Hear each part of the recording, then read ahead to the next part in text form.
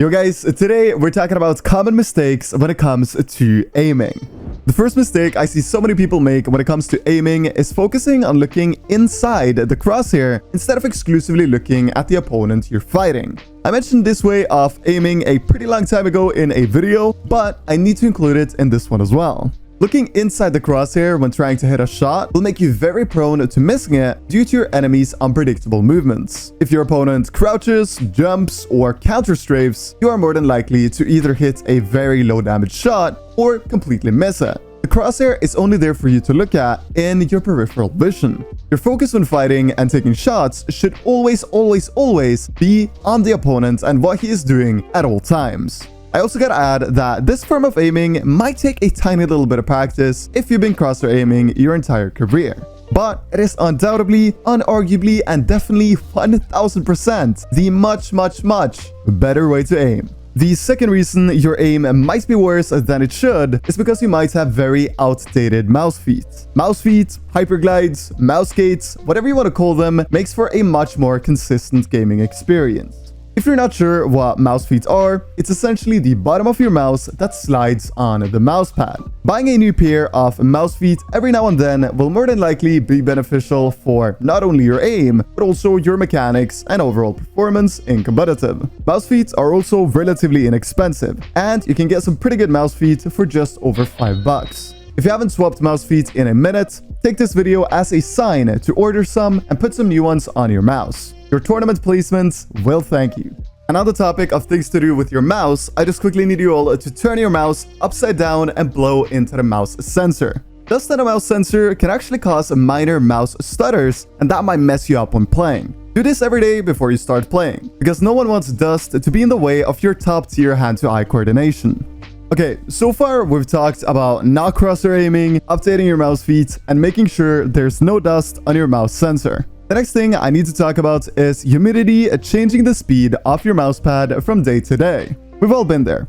One day, your mousepad feels super slippery and super smooth, and you have the best mechanics in the world. But the very next day, your mousepad is slower than your duo's mechanics. Of course, there isn't much you can do about this, as the speed of your mousepad is determined by the weather and your room temperature. But just realizing the fact that you potentially need to play a little bit different from day to day because of your mousepad speed will definitely help you out.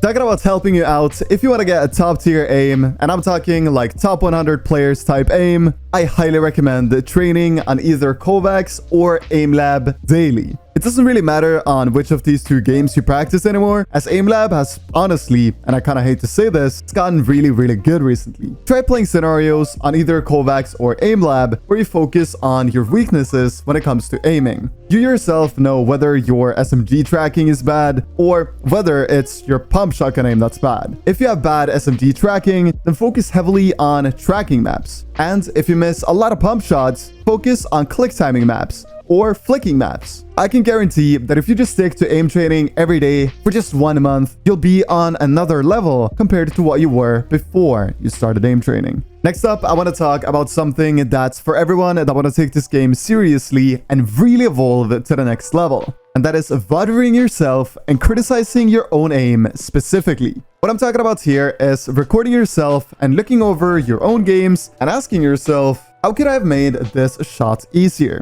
This is something I've been doing for a couple of months. And honestly, boys, the aim has gotten pretty nasty. Your main focus when looking over your games and your aim should be to understand when you flick too much, have too shaky aim, or anything else of that sort. The reason behind this is we really want to try to eliminate flicks and shakes when possible. But of course, this is Fortnite, so sometimes flicks are 100% necessary. What is not necessary is when you're fighting an opponent and you just flick to look cool. What you instead want to do is just pre-aiming and hitting an easy max damage. Honestly, just give bothering your aim a week or two, and I think you'll see some results. Let me know how it goes if you end up trying it. And lastly, please don't use 400 DPI. 400 DPI is absolutely terrible for Fortnite, and you should use 1600 DPI or at minimum 800 DPI. Whatever mouse you use, if you try doing a 360 with 400 DPI and then a 360 with the same sense plus 1600 DPI, your 360 will 10 out of 10 times be smoother on 1600 DPI. Having 1600 DPI and a smoother game will just make it so much easier to consistently aim at a high level. If you're currently on 800 DPI, however,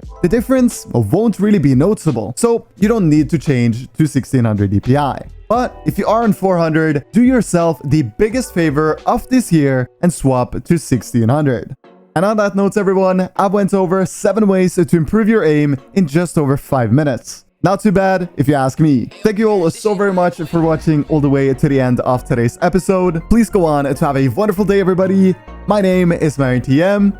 Stay safe and take care.